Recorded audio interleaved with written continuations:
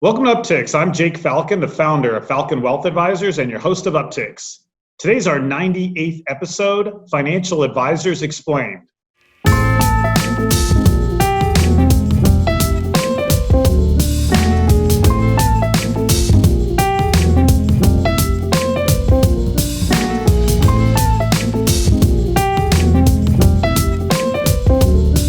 All right, Cory, welcome back to the show.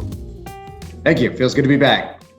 You know, I like having you on the show more than my monologue because at least when, you and I talk back and forth, I know if what I'm saying is making sense or not. I think what I say makes sense, but it's nice to have somebody else to bounce a conversation off of. So thanks for being back on here. I know you're busy. Thanks for having me. I think you're better at the monologue, though. I have that podcast that I started, and I'm still just kind of getting in the groove of recording it and talking to myself. I like it. So that was a quick little humble plug for your new podcast. So for viewers that are tuning in on YouTube or listening to this on our podcast, check out Cory's. He's not doing a YouTube, but he does have a podcast called In the Money Insights, where Cory's picking hot topics of the day and having a conversation. You know, I like your show. I do not like your intro music. So I'm starting a Facebook campaign to get like a petition going or somebody to change your intro music, because it sounds like, I don't know, and I grew up in the 80s. To me, it sounds very 80s, but you didn't grow up in the 80s. So to me, it doesn't fit. But well, anyways. I was born in the 80s. I like the 80s. And I got feedback from a client the other day who said, a client of yours, Jake, that said, I think the intro music is awesome, and Jake's got it wrong. Really? Oh, we don't need to say their name. True story. Wow, okay. True story.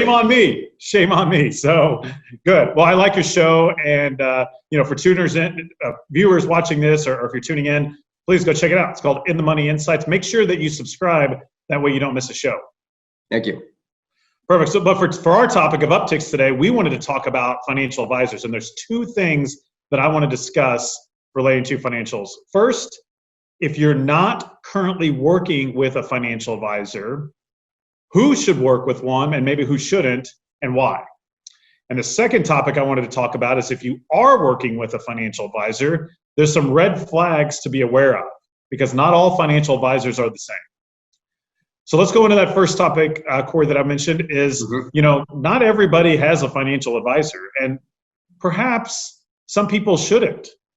And, my quick take on this is the people that should have financial advisors are people that are seeking help managing their money, right? So I guess that's maybe the obvious. Is if you love looking at the financial markets on a daily basis and you love running your own spreadsheets on tracking your budgeting and your financial goals, and you know how to save, you know what rate of return your money needs to grow at, you know how to invest it, you enjoy doing all that, you probably shouldn't be working with a financial advisor. Those are what we term in the business, or we call, I guess, our do-it-yourselfers, right? And there's nothing wrong with that. I get that. Maybe chime in here, Cory. Who else do you think should or shouldn't be working with an advisor? I also think people that, along the lines of someone who's a do-it-yourselfer, I think one of the other benefits to having an advisor is that it removes your own emotion from the equation. Because I certainly know I've had conversations with people that have done it themselves. They understand how to do it. They believe that they're capable. However, they understand that when it comes to rebalancing, making changes, particularly in volatile periods where our emotions can get attached to our own money, just like you and I are attached to our own portfolios and finances just as much as anybody else is, removing that or having basically a layer of security and protection against that is critical. And I think that's part of the value that an advisor can add. But if somebody can truly just handle that themselves, just like you said, they probably don't need an advisor.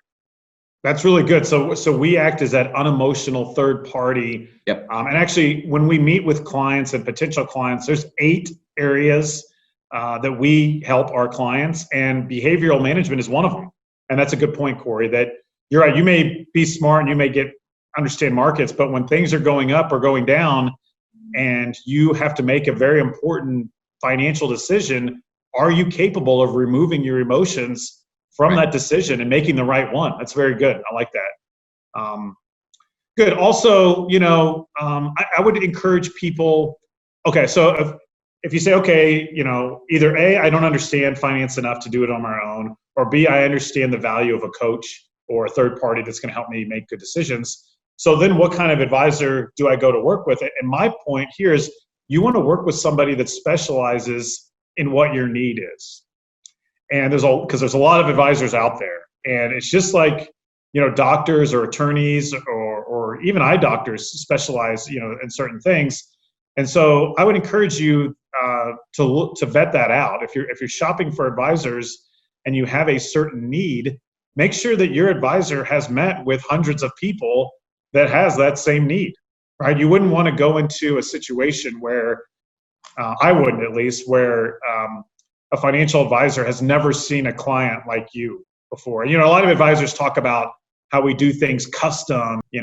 There's no, every portfolio is crafted. That's fine and dandy, but it's just like if you're going to go have knee surgery, Cory, would you rather your doctor say, Cory, I'm going to give you a custom knee surgery, one like I've never done before?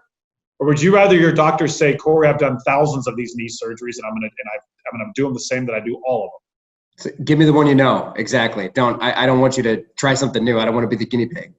Right. And so what we do is at Falcon Wealth Advisors, and again, we can't speak to other advisors, obviously, right. And this whole show is just our opinion. But you and I, we have studied and achieved the certification of a chartered retirement planning counselor, and that's who we work with. Period. I'd say 90 to 95% of my clients are 50 years of age or older. And as our practice has grown, we have naturally begun starting to work with other family members of our retired or pre-retired clients. So that's why we have James and Matt, our other two advisors on our team. James is a certified financial planner. I am not. So James's designation is capable of handling a much general clientele, where mine is really focused on people exactly at or near retirement. And that's really my bread and butter I want to do. Now, of course, I've got friends that are clients, that are one-offs, but I'll tell you, I'll lean on James for many of those clients for his expertise being a certified financial planner, because again, I'm a retirement guy. That's what I do. I help people roll over their 401ks. I help them manage their 401ks. When they retire, I help with that transition and health insurance and Social Security and Medicare. Those are things that you and I do every day, yep. Right? So again, if you're watching this show and you're 25 years old, maybe you should go find a financial advisor that works with 25-year-olds. Right. And they exist. They're out there. Yes. Or, we don't have any, I'm trying to think of another clientele, Cory, maybe that we don't serve. Like, we don't work with many dentists, right? Do we have any dentists that are clients? I don't think so.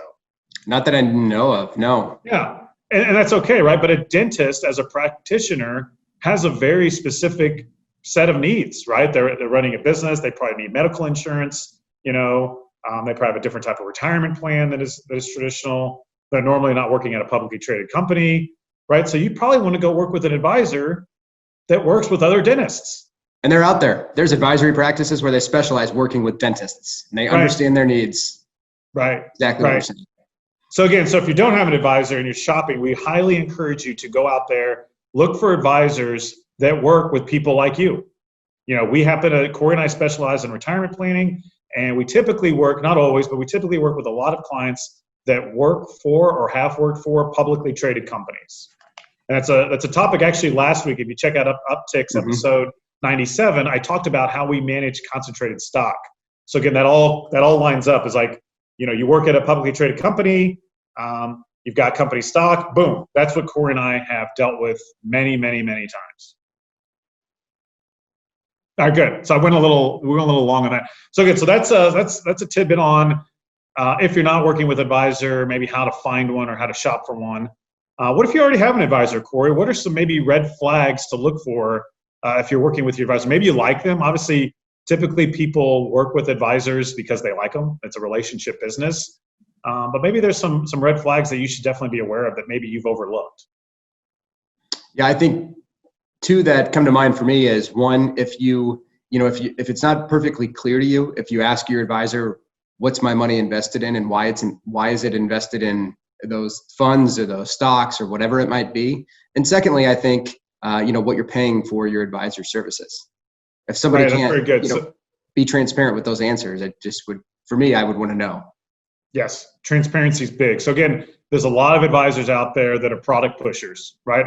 They're just glorified salesmen, which is nothing wrong. It's just that's the way, unfortunately, the industry has evolved. But be careful. If your advisor just has pushed you in a bunch of mutual funds or annuities or index funds and they can't speak to your individual holdings, that's a red flag. Definitely, in our opinion, it's a huge red flag. Also, you're right, fee transparency is big. Not only what are you paying your advisor, but if you're also in products, what are those products charging you? And get them to equate that to a dollar amount that they can put in writing. It can be pretty easy, right? So that's good. Another one, we've had this conversation a lot. There's a huge fiduciary versus broker debate. There's no reason to work with a broker. A broker is a salesman who gets paid a commission to sell your product. That's fine if you're just making maybe one transaction. If you want to go buy, a product, maybe you do want an annuity or a mutual fund, and the only way to get it is through a broker. Fine, that's what you want to do. But if you're looking for somebody that's truly going to be a financial advisor, in my opinion, you want to be working with only a fiduciary. It's silly too. A lot of these advisors out there try to be both brokers and fiduciaries. You can't be both. In my opinion, you can only be one. Just work with a fiduciary. If someone's wearing two hats, they're talking out of both sides of their mouth, and it's really hard to believe what they're saying. And from a client's perspective, it's like, okay, well, today are you giving me advice as my advisor, or are you giving me advice as the broker or salesperson? Exactly. And I'd also, another big red flag is if your advisor jumps ship to go work for another firm, I would ask them very clearly, what's in it for me? And why did you leave? What's in it for you? I know when we left our former firm, we did a lot of due diligence. I think it was, several meetings. I think it was a couple of years of research and conversations. And, we got offered a huge bonus to go join some of these other firms in Kansas City, and we didn't do it. So in fact, when we left, we took out a loan. We went completely opposite. Instead of taking bonus money, we actually went into debt, because that's how firmly we felt that if we were going to leave our firm, which was a great firm and still is a great firm, but if we were going to leave and do it our way, do it the right way, in our opinion, we weren't going to be incentivized by somebody dangling a carrot in front of our face and giving us a big paycheck. Because to us, what good is that for our clients? That does our clients no good. Right. So be wary of that. So if your advisor's just jumping ship to collect a paycheck, I'd be wary of that decision, to say the least. I mean, it's, because again, these other firms are just paying huge bonuses to ultimately get the client to come over so the client can pay more fees. Exactly. Right? So if there's not a material difference, then really what is it in it for the client? I mean, with us, we chose partnering with a company like Hightower because of their fiduciary mindset and their truly open platform. Hightower had no products, and I still don't think they have any products. And if they did, we wouldn't use them anyways. But they had no products or no research they were going to shove at us and encourage us to follow. And we really liked that. They were going to let us operate only in our clients' best interest. And they said, you know what, we're not even going to pay you to come join us. So it didn't matter, right, to them, frankly. I mean, of course, they wanted us to come join them, but they didn't give us a bonus. We took a loan. You and I went into debt. How did that feel? Right. So, and it all worked out, of course, but beware of that. I think that's a huge red flag. These are good. So product pushers, red flag. Fiduciary brokers, red flags. If your advisor's just playing this merry-go-round, collecting paychecks all over town, might be a little bit of a red flag. What else did I miss, Cory? Is there another one we want to throw out there? Those are some big ones. No, those were the big ones that I was thinking of, frankly, because. Oh, I got one more. I got one more good one. Okay, good. And then go and check their background. Right? Yes. So go to, you can go to, I think it's brokercheck.org or .com. So go to Google BrokerCheck. You type in Jake Falcon, and you can see, my entire financial services career online. And you can see if I've ever had, or Cory, or anybody that's licensed, frankly, if they've had a major complaint. It's called a disclosure. If they've had to disclose where they've done a client wrong. Right? I think it's a huge red flag. There's so many financial advisors. I don't know why. And again, let's be fair here. I don't want to pick on, because it can happen to anybody. True. But if your advisor has a disclosure, I would ask them, hey, what happened here? Sure. I see there's all these other advisors that don't have disclosures, but you do have one. So what happened? Can you tell me what happened there? And get them to explain it to you. Because again, it doesn't mean they're a bad person. I just think that they may have went sideways in the past, and there's nothing saying people can't change and improve. But I'd want an explanation of saying, hey, I see where you had a hiccup. What happened? So again, I don't want to pick on, because again, I know it could happen to anybody.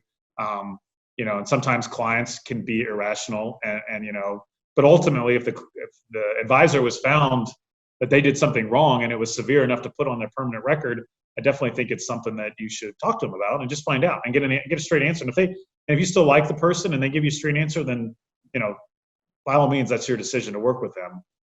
I'm not saying that doesn't necessarily make them bad people. That's good. We gave a lot of useful information in the show here.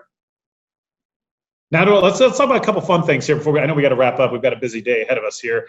But baseball, is that on now, Cory? I keep seeing things on Twitter. I don't know what's going on there. Is baseball happening or not?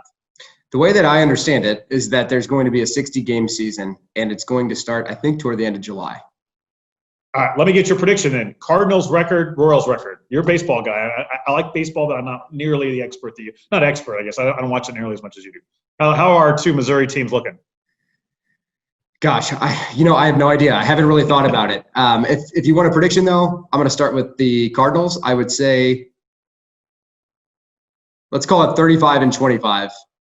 And the Royals, let's call it 25-35. That's probably pretty fair. 60 games, anything can happen. Well, don't you think the teams with the bigger budgets are going to do better because they can just go gobble? I mean, right? Wouldn't you just gobble up big players? And even because you got to think for some of the older players, it's even better for them, because I know baseball is an endurance, right? I mean, these guys play 162 games in the hot summer heat, and they're traveling. That's got to wear on an older body. But some of these older guys might have breakout years, or maybe not breakout years, but they might have really productive years because they don't have to. They're playing almost a third less games, so they don't have to worry about, I guess, endurance as much. So that'll be interesting to see. It's a good point, because just a few weeks ago, there was a documentary on ESPN called Long Gone Summer that was about the home run race of 1998 between Mark McGwire and Sammy Sosa. And when they were interviewing Mark McGwire, he talked about how there was a period every season where he's like, that's just where I would slump. It's where I started to slow down. And during this whole race for the home run record, I had these concerns about slowing down then. What's going to be so unique about this year is there's players that if you look at like a 2-month sample size where they can just have absolutely crazy out of this world numbers for a short period of time. Normally in a baseball season, it all evens out because it's so long, but there could be these like incredible statistical anomalies that happen this year because the regular season's only going to be 2 months long. Right. That'll be fun. Well, good. I'm glad they're getting to play. I hope they stay safe and healthy. Right. As for all of our viewers, that's a good segue. I hope all of you are staying safe and healthy during these crazy times. Quick shout out to our social media. Cory and I are out there. We're on Instagram, Facebook, Twitter, and LinkedIn. Certainly connect with us. You're watching this on YouTube. Thank you so much. Our subscriber count continues to increase, so we really appreciate that. There's also a podcast version of the show called Upticks. You certainly can listen to that if you prefer not to watch. And again, I got my hair cut. It's a lot lower, feeling light on my feet. I got my summer cut, just like my dog. So, but again, we'll leave you with that. And thank you all for tuning in. And we hope you have a great week.